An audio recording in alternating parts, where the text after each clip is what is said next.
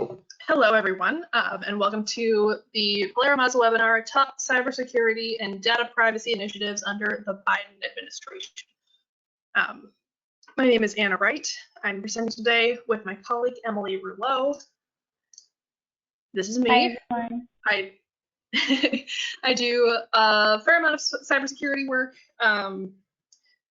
especially with CMMC and other similar regimes, the various NIST special applications, etc., as well as a lot of small business matters. And I'll let Emily introduce herself. Hi, everyone. Thank you, Anna, for the introduction. I am also a member of our cybersecurity group, but I focus more on the data privacy side of things. So those are the topics I will be covering today, and we look forward to having a great webinar with you all. Great. So quick about for Polaris Mazda. We are a full-service business law firm. We cover all aspects of the business process, from mergers, acquisitions, startup, etc. But particularly, we help government contractors with all the issues that may arise in their business. So that can include things like claims, bid protests, other litigation-related things, intellectual property, employment matters, etc. So we really do provide a full suite of services. While we're aimed at government contractors, we do provide services to all different businesses in all areas of different industries. So why do we care about cybersecurity and data privacy? First of all, cybersecurity and data privacy issues are very prevalent in our world today. In cybersecurity, particularly, there was the SolarWinds cyber attack. The estimate for how much that actually cost to SolarWinds themselves is approximately, I want to say they spent like $25 million just on their own at this point due to the hack, and the total cost to everyone for that hack is estimated to reach $100 billion this year. There are other similar attacks that have occurred. SolarWinds was an attack, so basically some malware sneaked into SolarWinds systems under the guise of something else. Usually that's through an email or download, something like that. There was another breach of the Department of Treasury, Department of Commerce email systems. There have been hacks targeted at the vaccine development for COVID-19. The McAfee report referenced here, I can provide a link to that if folks would like it. It's called The Hidden Costs of Cybercrime. It estimates that since 2018, the monetary losses from cybercrime total $945 million. Now, that's not the amount spent on cleaning that stuff up necessarily. That's the direct amount of money that's lost, if that makes sense. So now, of course, we have a new administration. The federal focus has shifted slightly. This administration is focusing more on cybersecurity than maybe the previous administration is or was. And so that's why we are focusing today on what this new administration is doing, has said they're going to do, and so forth. Now, the Biden administration does have some carryovers from prior administrations. For instance, the Cybersecurity Maturity Model Certification, that's a CMMC I mentioned previously. The National Institute of Standards and Technology, NIST Special Publication 800 series, that's general guidelines, guidelines that go from general to specific for federal information technology systems, as well as federal contractor systems. There's a whole suite of controls that companies and agencies look to in the NIST special applications to show them how they should really be structuring their cybersecurity and following through on it as well. There's also, somewhat tangentially related to cybersecurity, but still arguably in that realm, there's the 2019 National Defense Authorization Act, Section 889. I'll explain that a little bit more later, but broadly, it's more of a hardware issue and a services issue, but it does get to the underlying goal of cybersecurity, which is to make sure that your systems are secure and that nobody who's not supposed to access them has access to them and could, misappropriate information. So based on a review of the Biden administration's initiatives so far, there are 4 broad categories of initiatives that this administration would like to pursue. First, there is elevating cybersecurity as a national security priority and an overall imperative. Second is cooperation and involvement of federal agencies. Third is investing in infrastructure and growing the cyber workforce. And fourth is legislation. All of these initiatives do play off each other to some extent. And a lot of them really are founded on the first initiative, which is just elevating cybersecurity, because everything flows out of that little priority shift. So you're going to see this in coming slides, but everything kind of goes back to that a little bit. So the way we're elevating cybersecurity now, as I said, this is kind of the main goal that the other goals kind of flow from. There we go. The greater emphasis on cybersecurity under this administration means that there is a higher priority placed on some carryovers from previous agencies. For example, CMMC is a model for all agencies, perhaps, not just DoD. And now, even under the Trump administration, other agencies like the Department of Homeland Security or DHS, they were thinking of adopting CMMC as well.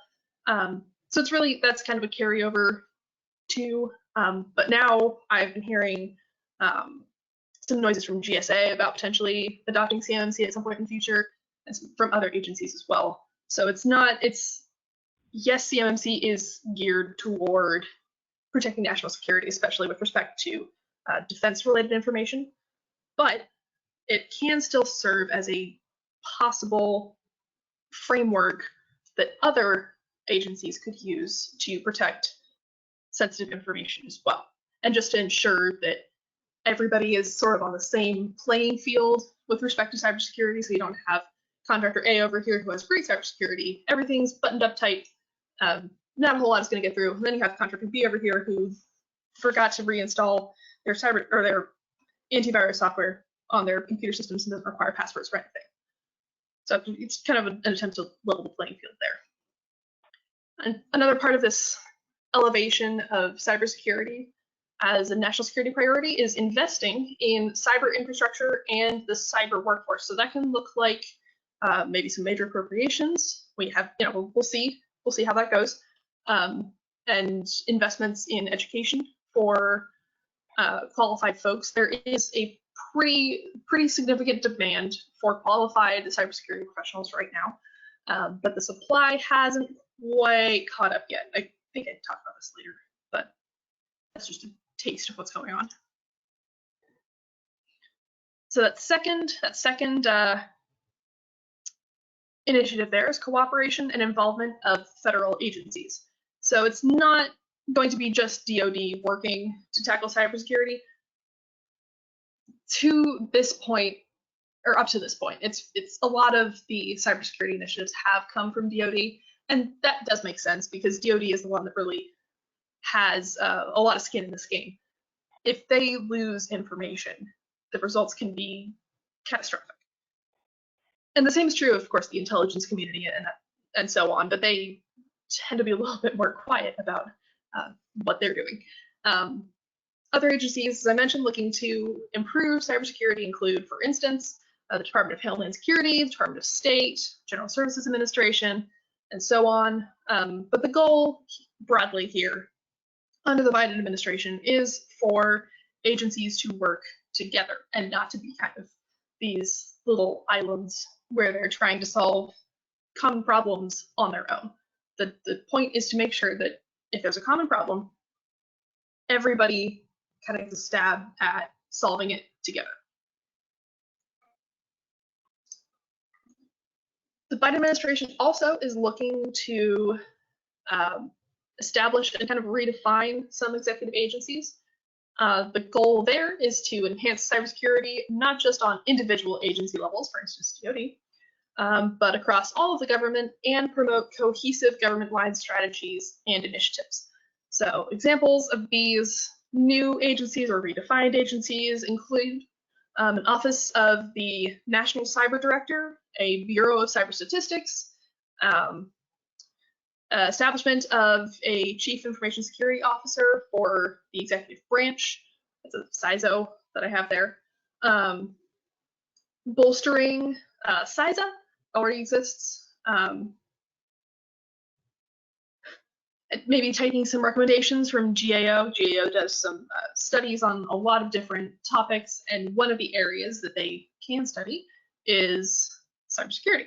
So we'll probably see some more reports from GAO coming out on that subject later this year, maybe in the next few years.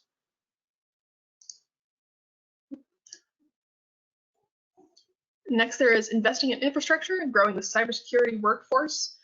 The goal there, of course, the goal overall, is to reduce the probability of a successful cyber attack. And one of the best ways to do that is making sure your infrastructure works and is up to date, and making sure you have qualified individuals to man and maintain that infrastructure.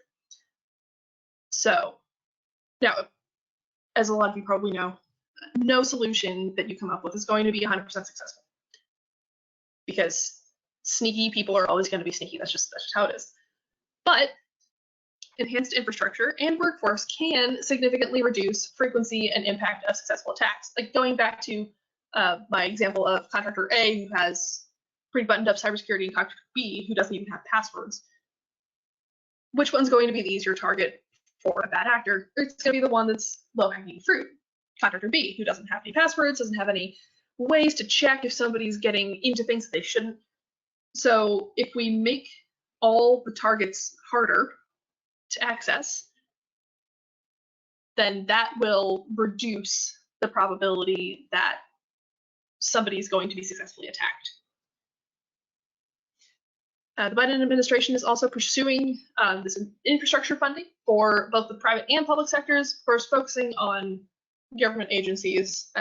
If you work in a government agency, or if you've interfaced with a government agency, you're probably aware that many agencies do not have the most up-to-date IT. So part of this would be updating a lot of the IT infrastructure, whether that's physical or virtual, but especially physical, because you can only do so much if you're using a computer that just simply can't run a lot of the more advanced modern tools that we have.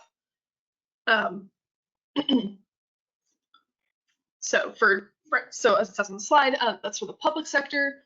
There are IT modernization efforts and other much needed upgrades for the private sector, and particularly government contractors, because again, those are the folks who are interfacing directly with government agencies and therefore have sort of an into government information.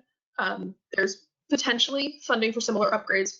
So I'm going to keep hammering on CMMC because that's kind of the big one right now. But CMMC is kind of a way that the government plans on doing this, at least at the moment. DoD has said a couple of times that the cost of obtaining your CMMC certification will be something that is reimbursable under different contracts. How they're exactly going to do that, not sure yet, whether it's going to be like a line item or something else, not sure. But the point is, it's intended to be something that contractors shouldn't have to bear the cost of too much. Now, that said, there will still be upkeep costs. There might be costs to come into compliance with CMMC. I know I've seen that a lot with clients who realize, gosh, maybe they're contractor B over here and they don't have a lot of the stuff that they should have, like, basic antivirus software, passwords, distinct roles in your organization, who can access what, when, that sort of thing. And so they're realizing that they need to come into compliance with a lot of these more basic controls, and that can cost some money up front. But it also will save you money later in case something really goes wrong and somebody tries to access your system who's not supposed to. It's a lot easier and cheaper to prevent such an attack than it is to try to recover from it. Now, as I mentioned previously, currently there is significant demand for qualified cybersecurity professionals, but the supply has really lagged quite a bit. So funding this administration contemplates for cybersecurity education programs is intended to enhance that supply, both just in terms of raw numbers, making sure there are more cybersecurity professionals, but also making sure that everyone is qualified. So you're not just throwing bodies at the problem, you're actually putting individuals in positions who are qualified to perform the work that's associated with those positions. The last real bucket here is legislation. If you're involved in government contracting, as a lot of you I'm sure are, legislation is generally required for enhancing infrastructure and providing funding. It's similar to the physical infrastructure initiatives the Biden administration has advanced. As you all know, I'm not going to give you a Civics 101 lesson here, but as you all probably know, large appropriations like that, a lot of spending like that, requires legislation to obtain that funding and then to assign it to wherever it needs to go. So in similar fashion to these big infrastructure, these physical infrastructure initiatives, cyber infrastructure would very likely require major appropriations and therefore would also require a certain degree of legislative involvement. A couple of the pending legislation initiatives, if you want to call them that, are the Cyber Diplomacy Act and the State Department Authorization Act. I can explain those a little bit if you want. I don't belabor the point too much for you. The point really is just that the government recognizes, hey, we need legislation to implement some of these things. We're going to need a lot of money to do some of these things. So we're going to create some legislation that will allow us to appropriate the correct amount of money and apply it in the correct spot. Now, we, of course, said that there are some carryovers from other administrations. Previous legislation does still come to bear on our situation. So, for instance, that includes things like the Ndaa Section 889. And for those of you who are unfamiliar, Section 889 is a ban on certain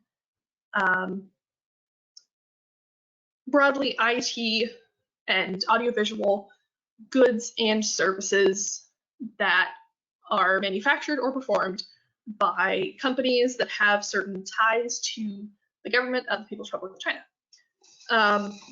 So there's a list of specific companies in Section 889 and in the Federal Acquisition Regulation, or FAR, clauses that implement Section 889. But some of these companies include companies like Huawei or Hytera. Some of those, I forget off the top of my head which manufacturer it is, but one of these manufacturers makes thermal cameras that were pretty heavily used, especially when the COVID-19 pandemic first began, to track people's body temperatures, because if you could notice that somebody had a fever before they got you were important, you could potentially prevent them from infecting a whole bunch of other people. So a lot of companies, even some agencies, were using these thermal cameras to kind of have general surveillance over areas and make sure that they know, who has a fever and who doesn't. I know it seems a little bit 1984-ish, but that's where we are with a big pandemic. That same company also makes just regular surveillance cameras, and those are very widespread too. So because of this ban that Section 889 implements, companies aren't allowed to use the prohibited items or services in their businesses anywhere. That's prime contractors. So if contractors can't use these items in performance of their subcontracts. And these companies have to undertake a reasonable inquiry, and using scare quotes on reasonable inquiry, to determine whether and to what extent they use any of those prohibited items. So even the carryover legislation is definitely going to have an impact on government contractors. And now, just to be clear, Section 889 does only apply at this point to government contractors and to federal agencies. It does not apply if you're not doing business with the government. So if you're just 100% private sector, you don't really have to worry about it. But if you're doing business with the government, you've probably already received some of the updated representations and certifications that you have to make. For instance, those in FAR, let's see, what is it, 52204-25, I believe, is one of the newer ones. But that's having a significant impact on folks as well. So, I got ahead of myself. So I already went through the whole Section 889 thing. Another practical implication is CMMC. As some of you may know, you can't actually get CMMC certification right now unless you are in one of the pathway programs or you've been otherwise handpicked by DoD to receive one of these preliminary certifications. That said, within the next month or 6 weeks, thereabouts, DoD does plan to release the final rule that will implement CMMC requirements into the Defense Federal Acquisition Regulation Supplement. That's the DFARS. And they're also, in theory, around that same time, going to roll out the first third-party assessing organizations. They're affectionately referred to as C3PAOs. There are no Star Wars nerds in DoD at all. So that will be something to look out for. If you do business with DoD, then CMMC is something that will become a factor for you at some level. Now, with CMMC, there are 5 different levels, 1 being the lowest, 5 being the highest. DoD projects that most companies aren't going to need anything more than level 3. Level 3 is the level where you can handle controlled and classified information, which is one of DoD's more sensitive types of information that stops just sort of classified. CMMC does not cover classified systems, so if you run a classified system, you have like an enclave, whatever, you will still have the regulations and the guidance that applies to those systems. That's going to be separate still. We've given several presentations on CMMC at Polera Maza. If you check our website, we did one just pretty recently. I forget the exact date, but I can, if anyone's interested in that, I'm happy to send the link to you where we kind of go into more detail about CMMC. Kind of a corollary or a precursor of CMMC is a couple of the NIST 800 series publications that I mentioned previously. There's a big one is NIST 800-171. That's one of the big authorities that CMMC relied on for specific cybersecurity controls that companies need to really adhere to. And kind of jumping off of 800-171, DoD also has this self-certification. I'm using scare quotes again, I use those a lot, that contractors are supposed to submit through SPRS. It's the Supplier Performance Risk System. And you're supposed to go down this list and check, whether you did the control or not, and have a system security plan. There are a couple of other requirements as well. Broadly, you just want to be saying to what extent you comply with NIST 800-171 and whether you have a system security plan. The current self-certification is intended to bridge the gap between where we are now, or where we were before the self-certification rather, which was no controls whatsoever on whether people actually comply. Like, sure, you certify that you comply with DFARS 252-204-7012 when you sign a contract, but that doesn't mean that people were necessarily compliant with it. And just based on my own experience, a lot of companies weren't really compliant because it was, frankly, the clause is a little bit arcane. So it was difficult sometimes for people to know when it applied, when it didn't. So with self-certification, it's a bit clearer because you need to submit it if you currently or will, for some contract, process any controlled unclassified information. So that's where that kind of comes in. It's that middle ground between the no certifications at all that we used to have and CMMC, which is going to be 100% third-party certified. You can't do it yourself. You'll have to contact somebody else. So right now we have that funny little middle ground where we're self-certifying all the controls that we do or do not comply with, tallying up the score, submitting the score to SPRS and our system security plan, and DoD can spot check from there.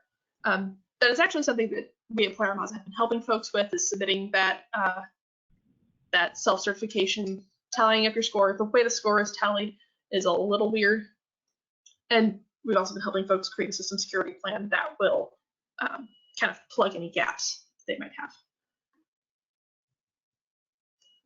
And then finally, sorry, I'm probably eating into Emily's time a little bit, there's more funding for infrastructure and workforce improvement has the practical impact of possible opportunities for small businesses to access technologies that might otherwise be inaccessible to them. So if you are interested in cybersecurity at all, you might have noticed some of the more active cybersecurity defense like softwares, whatever, that are coming out now. Those tend to be prohibitively expensive for small businesses, but it's possible that with some of this funding, that those types of resources could become more available to smaller businesses as opposed to just being accessible to the very, very large businesses that have the time, money, resources, what have you, to fully implement something like that that's so expensive and specialized. Of course, the greater funding will also hopefully result in an increased supply of qualified cybersecurity professionals. Again, we don't want to just throw bodies at the problem or money.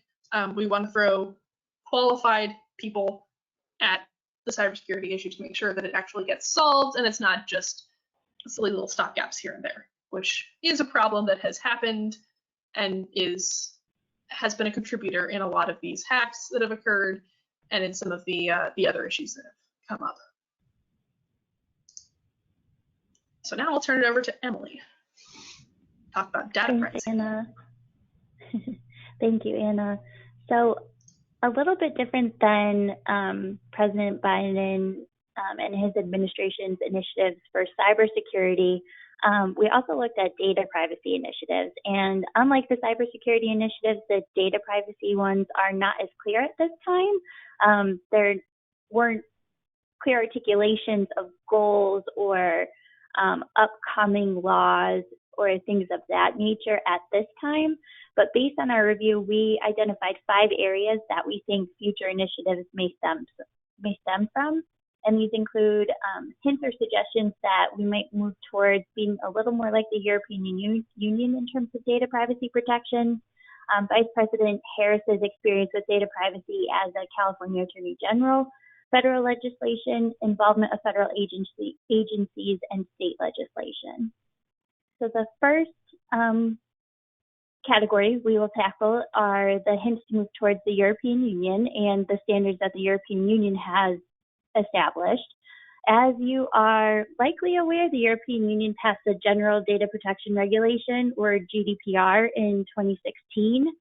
Now, this is a comprehensive model establishing rules related to the protection of natural persons with respect to the processing and movement of personal data. The GDPR also included data transfer requirements and safe harbors. Now, we don't have anything as comprehensive as this in the U.S. at a federal level. But since its passage, the GDPR has served as a major influence for state legislatures. The clearest example of this is California's Consumer Privacy Act, which was passed by the state of California in 2018. We'll touch on it again a little bit later, but California's law took a lot of cues from the GDPR in terms of the extensive coverage for data privacy and the protection of personal data. Now, we have not seen federal legislation as comprehensive as that, but there have been signals from President Biden that he is not adverse to moving towards protections and policies like the EU has.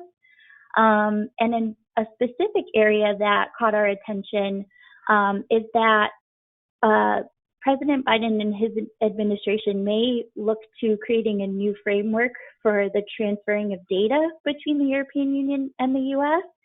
This stems from a 2020 decision by the Court of Justice of the European Union that struck down the mechanism that American companies had used to self-certify that they provided GDPR level protection for European citizens' personal data.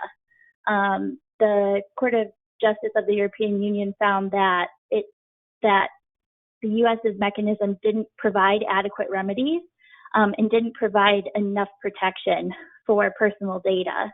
So now one of the things that we will keep an eye on at the federal level and in terms of foreign policy under Biden's administration is whether the US will be able to find a new way to transfer data between the EU in line with the EU's privacy standards. So we will keep an eye moving forward on this. So next, we are going to talk about Vice President Harris. Now, as California Attorney General, Vice President Harris oversaw the creation of the Privacy Enforcement and Protection Unit, which enforces laws related to cyber privacy, identity theft, and data breaches. As Attorney General, she also entered into a joint statement with major companies, including Amazon, Apple, Google, Hewlett-Packard, Microsoft, and Research in Motion Limited, which increased consumer privacy protections in the mobile environment. So this was a large statement with these companies that obviously impacted how mobile communications and applications development would move forward. Vice President Harris, in her position as California Attorney General and her office, they also issued a report called Privacy on the Go, Recommendations for the Mobile Ecosystem, which had recommendations and encouraged mobile application developers to consider privacy at the outset of the design process. So it shifted the importance to the beginning of application development and new technologies and put it at the forefront. So now that President Biden and Vice President Harris are in office, we think it's possible that we could see a push at the federal level for more data privacy protections based on their experience, their history, and things that have happened recently. So with that, we are going to take a look at some federal legislation that we wanted to flag for everyone. Of particular note, in terms of providing context, prior to President Biden's inauguration, we have seen some activity at the federal level, but nothing that has been signed into law. So in April 2020, the Congressional Research Service issued a report comparing various consumer privacy bills that had been introduced in Congress. And it also offered some recommendations and where identified areas that we could move forward in. Even in the last year, we saw Republican senators introduce the Setting an American Framework to Ensure Data Access, Transparency, and Accountability Act, which is also known as the Safe Data Act. The Safe Data Act included broad preemption of state data privacy laws. So it set if the Safe Data Act were passed by Congress and signed into law by the president, it would have set the federal law as a ceiling with respect to data privacy requirements. Now, around the same time, in the fall of 2020, Democrats introduced the Consumer Online Privacy Rights Act, or COPRA, which would have set federal privacy legislation as a floor and would have allowed states to enact stricter privacy standards if desired. Now, both of those bills remain pending, but it presents an interesting context and way to look at moving forward, because both bills would have significant impacts on state legislation, but in very different ways. So for example, if the Safe Data Act passed, then it might have huge implications for the CCPA if the CCPA enacted had data privacy laws that were beyond the scope of what the Safe Data Act prescribed.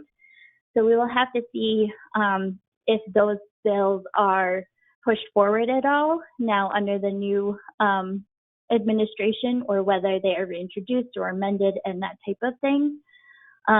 The last year also saw COVID-19 related privacy bills in the House and Senate. Again, none were passed into law. They remained pending, but it flagged and brought to the forefront the data privacy implications of the pandemic, particularly with respect to personal information, health information, the use of online databases for vaccines and tracking COVID-19 cases, or now that the vaccines have been rolled out. So both Republicans and Democrats had introduced bills in the Senate and the House aimed at addressing those implications for data privacy raised by the pandemic. Again, they weren't passed, but it just shows the changing landscape and new problems that have been presented as we move forward. So now, at the beginning of March, I have one more point to make on the previous slide. Thank you. Sorry, everyone. So in terms of pending bills, I provided a context for the last year, really, of federal legislation. And given President Biden's signals with respect to views on the GDPR, Vice President Harris's experience as California Attorney General, now we've actually seen one of the first federal bills being proposed. So this is the Information Transparency and Personal Data Control Act, or ITPDCA. This bill was introduced at the beginning of March of this year by Representative Susan DelBene of Washington. Now, she had introduced similar legislation in 2019, but it couldn't gain enough traction. So the current iteration includes a uniform framework at the national level for digital privacy, which complements global standards. It includes a requirement for opt-in consent prior to sharing consumers' personal information with a third party. It requires companies to honor consumers' requests to opt out of any collection, transmission, storage, or sharing of their personal information. And it also requires that data controllers, processors, and third parties publicly maintain a privacy and data use policy. The policy has to be in plain English, so very clearly explain how the data is going to be used, where it will be stored, and how consumers' information is protected. So we will keep track on Representative DelBene's bill. It's still pending in the House. It hasn't been assigned to a committee yet. So we are going to see what happens as we move forward. It will also be interesting to monitor whether her introduction of this bill or the new environment for data privacy, whether other senators, representatives will introduce a federal level data privacy act to give us a kind of a uniform standard. So we will see what happens. I see a question from our attendees about whether the bills allow for a private right of action. I cannot speak to that off the top of my head, but that is something that I can definitely look into and supplement after the webinar, because that also gets into our next topic with respect to involvement of federal agencies. Because in terms of private rights of action or enforcement in the past, the FTC has been kind of the leader in that realm. And obviously, if the federal landscape changes, that could have major implications for this agency in particular. So based on our review so far, under the Biden administration, we think the FCC and FTC might see their roles impacted the most, depending on the progression of data privacy bills and state involvement or other world context. So one item that the FCC may involve in or have things changed with respect to the broadband consumer privacy proposal and its corresponding rule. So this rule was enacted under President Obama, or it was issued by the FCC and enacted under his administration. And then it was restricted and limited under President Trump's administration. So it's possible that the FCC will reignite or revise these rules and regulations now that we have the new administration. And similarly, to tie into the question that we can provide a more specific answer to, especially if the ITP DCA progresses, we'll have to keep an eye on the impact on the FTC enforcement powers, as well as the impact of other agencies, because if we do see federal legislation pass, it will be up to the agencies to enforce and implement the legislation through various rules, obviously depending on the structure of whatever law is passed, if it's going to be passed. But this presents a lot of areas for a potential changing landscape in terms of the data privacy world, and is something that we will be keeping our eye on. For example, under COPRA, one of the federal laws that was introduced last year, the FTC would be the lead enforcement agency, but under the Safe Data Act, it wouldn't have that role. So again, just an example of what we will be keeping our eye on. So next, we're going to talk about state legislation. This is an area that's a bit more clear-cut in terms of tracking. So rather than having clear moves at the federal level or a lot of momentum at the federal level for data privacy, in recent years, the moves have been more at the state level, and states have been enacting their own data privacy protections. So CCPA, since its passing in 2018, has kind of been the gold standard, if you will, and the most comparable to the GDPR. It's the most comprehensive data privacy legislation, but has seen a long implementation process. So since 2018, there have been a series of amendments that have been passed that have impacted its implementation. So this year we will see kind of the practical implications of CCPA and what's going to happen moving forward. Earlier this year, Virginia also passed the Virginia Consumer Data Protection Act. This is the first state that has passed a data privacy law as extensive in terms of its scope as the CCPA. So we will provide in upcoming blogs and even a webinar more information on the Virginia Consumer Data Protection Act. So if you have questions with respect to that, we'll be happy to address it after the webinar or moving forward and provide further details.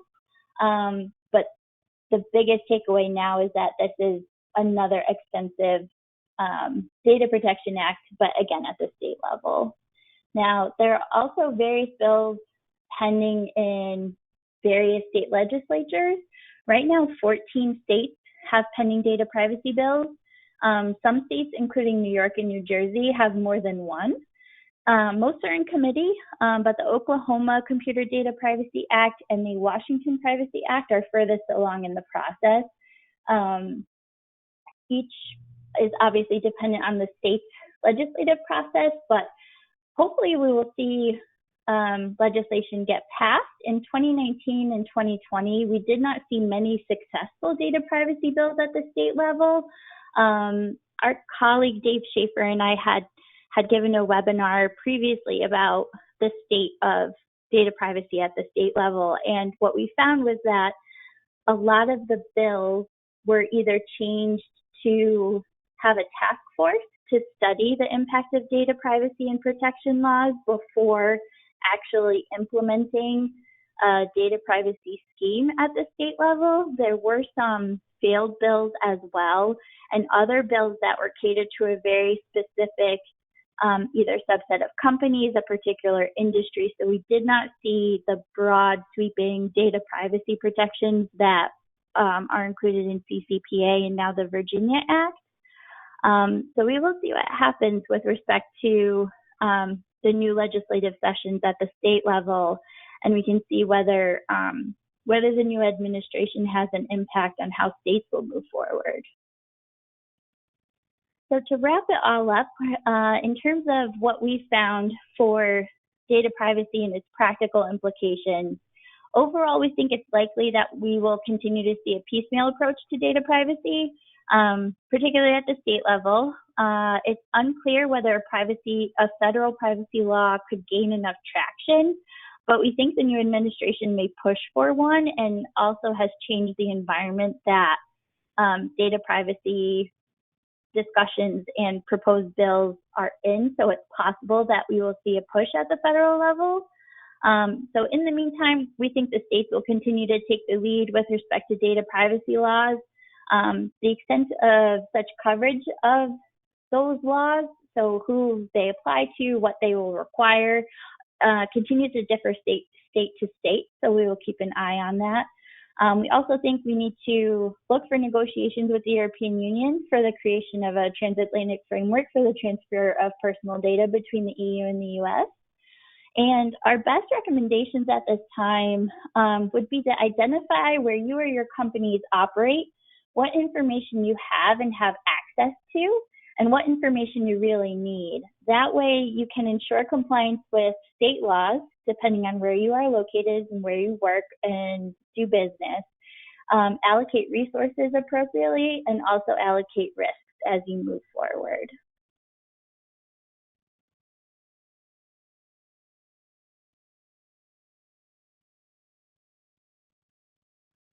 So with that, we can open it up to some questions. I think, Anna, we've addressed the questions that are pending right now. But Anna, if you had anything to add regarding data privacy or anything that you want to touch upon with respect to cybersecurity, please feel free to do so. I can talk about anything people would like me to talk about cybersecurity related. So if you have any specific questions or you'd like a little bit more of a drill down in any areas, please let me know. I don't want to just word vomit at you all about some obscure cybersecurity fact. So please let me know, or let Emily know, what issues you would like us to address a little bit further here.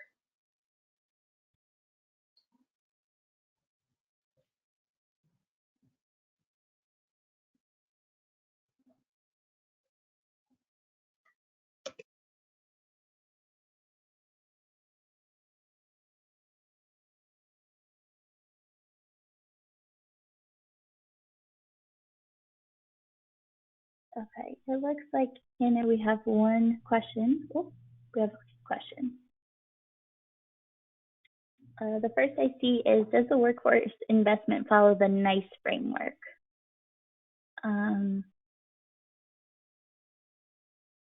So I'll just grab the NICE framework question really quick. We don't entirely know yet because there's nothing super specific out there at this point. Of course, we'll keep an eye out for anything. We'll let you all know as soon as we see something, but these are more just general initiatives that the Biden administration's put forward and less specific things that are happening. But it's entirely possible that they will follow the NICE framework because that's sort of the established federal framework for investing in a cybersecurity workforce. I see there's another question. Are you aware of any initiatives for the DoD and other agencies to mark CUI and other information for that protection? The short answer is yes. The long answer is a little more complicated. So back in, gosh, it was 2016, I think. There was a big push for DoD primarily, but other agencies as well, to start consistently marking their sensitive information. That's actually where the CUI registry came from. That's something, it's a site that's run by the archives. If you just Google CUI registry, the National Archives link will come up and you can see what qualifies as CUI and what doesn't, generally speaking.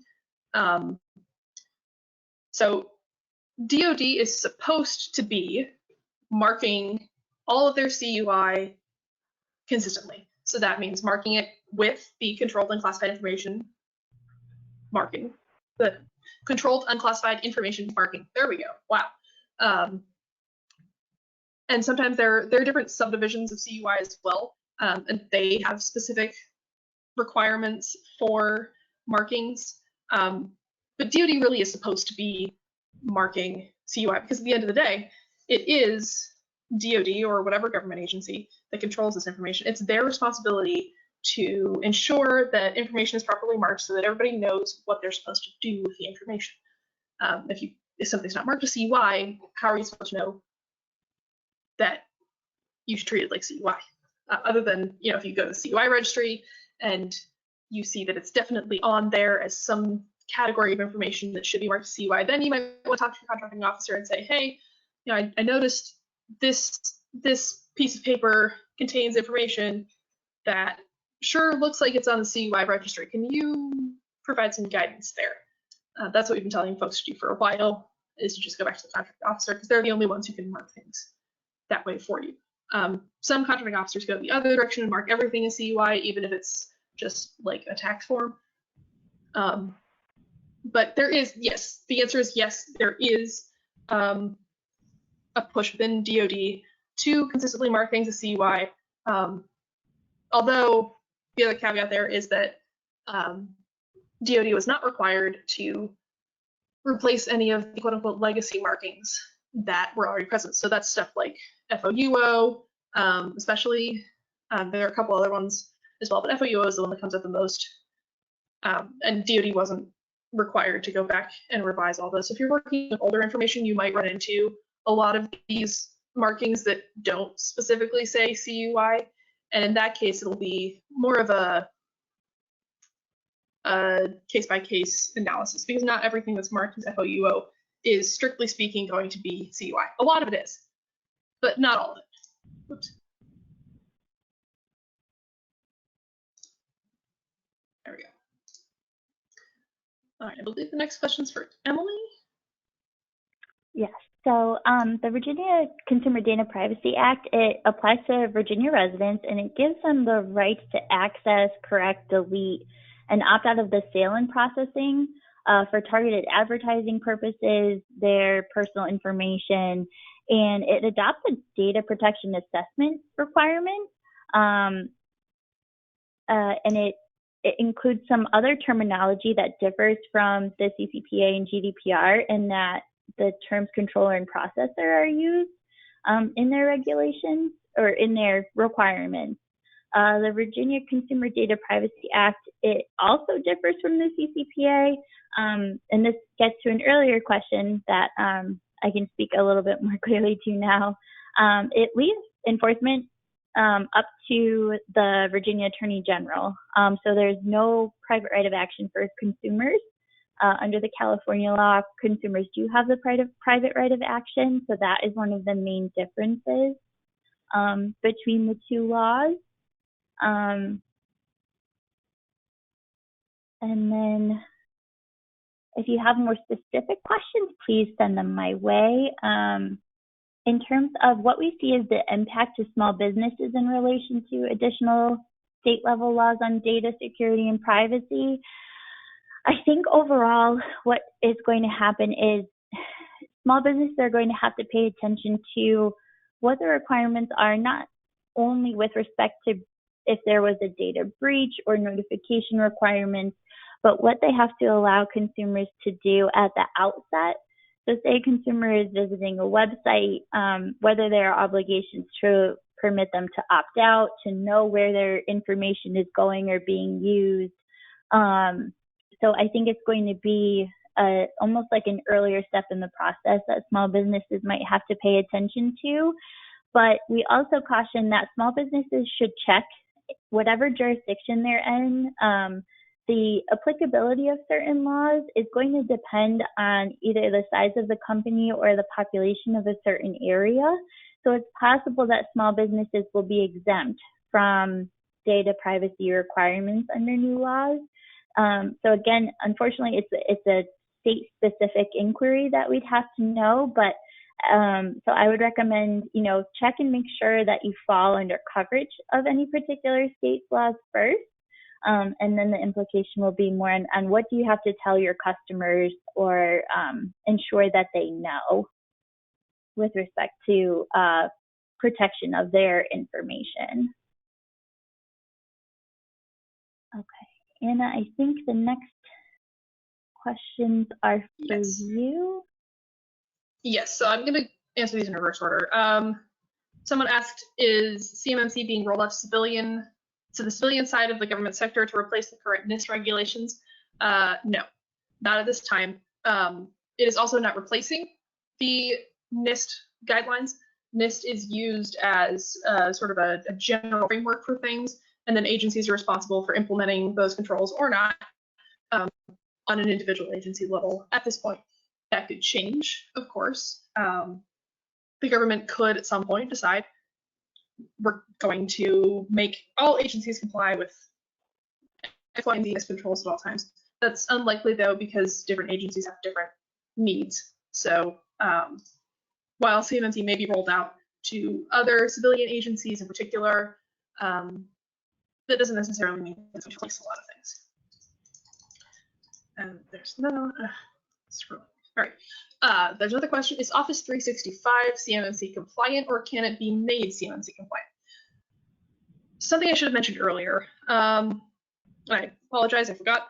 CMMC is a business system certification, kind of like CMMI. So